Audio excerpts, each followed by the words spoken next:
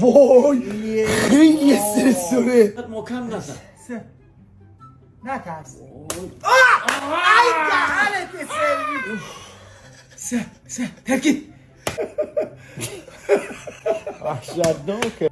ترکی نکن مهدی مگسم فکر میکنه گوهم من هی میاد دوره بر من. مهدی خیلی داره میکشی. بزن. وای حالا پایین درسته. یواش.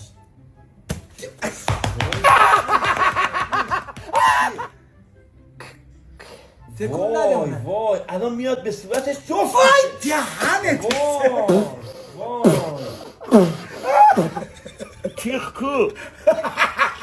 همینجوری باید بزنی رو همون تیزی. انشالله